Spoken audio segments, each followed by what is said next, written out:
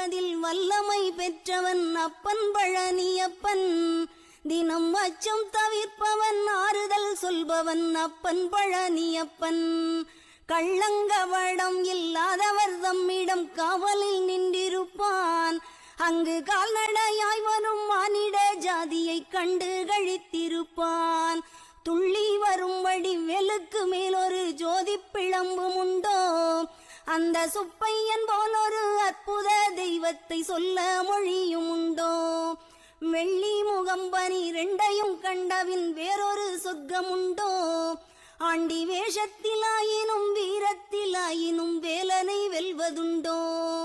சித்தர் வணங்கிய சேவற்கொடியோனை சேர்ந்து பணிந்திடுவோம்.